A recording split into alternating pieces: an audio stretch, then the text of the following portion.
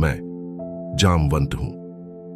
पिछली कड़ी में अर्जुन ने श्री कृष्ण के विराट रूप को देखा, वह रूप जहां समय, मृत्यु और ब्रह्मांड एक साथ प्रकट हो रहे थे। अब अर्जुन शांति चाहते हैं, प्रेम चाहते हैं और श्री कृष्ण उसे दिखाते हैं भक्ति का सच्चा स्वरूप। अर्जुन ने पूछा, हे प्रभु, आपकी उपासना दो प्रकार से होती है। कोई आपके सगुण रूप की भक्ति करते हैं, कोई अव्यक्त ब्रह्म को ध्यान में रखते हैं। इनमें श्रेष्ठ कौन है? श्री कृष्ण ने उत्तर दिया, जो भक्त मुझे सगुण रूप में भजते हैं, पूर्ण श्रद्धा और समर्पण के साथ, वे मुझे अत्यंत प्रिय होते हैं। जो अव्यक्त ब्रह्म में स्थित होना चाहते हैं, वे भी मुझे प्राप्त करते हैं, पर उनका मार्ग कठिन है, क्योंकि निराकार की साधना में मन को स्थिर करना कठिन होता है। अब श्री कृष्ण भक्ति की सीढ़ियां बताते हैं। यदि तुम सदा मेरा स्मरण कर सकते हो तो करो, यदि वह न हो पाए तो नियमित अभ्यास करो, यदि अभ्यास भी कठिन लगे तो मेरे लिए कर्म करो, और यदि वह भी न हो सके तो अपने सभी कर्मों के फल का त्याग करके मन को शांत कर लो। कर्म का फल त्यागने वाला वास्तविक शांत, संतुष्ट और स्वतंत्र होता है।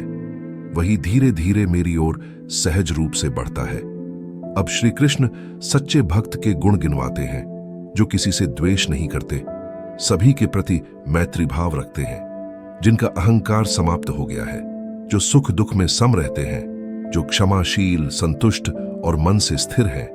वे मुझे अत्यंत प्रिय हैं। जो लोभ, मोह और घृणा से मुक्त हैं, जो शीत, उष्ण, मान, अपमान में समान रहते हैं, जो संतुलित आहार, निद्रा और आचरण वाले हैं, और जो मुझे ही अपना अंतिम लक्ष्य मानते हैं, वे भक्त मुझे प्रिय हैं। जो न किसी से जुड़ते हैं, न किसी से कटते हैं, जो शुभ अशुभ में संभाव रखते हैं, जो मौन, संतुष्ट और निश्चल बुद्धि वाले हैं, वे मुझे अत्यंत प्रिय हैं। और अंत में श्री कृष्ण कहते हैं, जो श्रद्धा से भरकर मुझे प्रेम और विश्वास से भजते हैं और मेरे इस उपदेश का पालन करते हैं, वे भक्त मुझे सर्वोपरि प्रिय हैं। इस प्रकार अध्याय 12 समाप्त होता है, जहां श्री कृष्ण ने यह स्पष्ट कर दिया कि मुझे केवल वह भक्त प्रिय है जो श्रद्धा से भरा हुआ, मन, बुद्धि और कर्म से मुझे समर्पित है।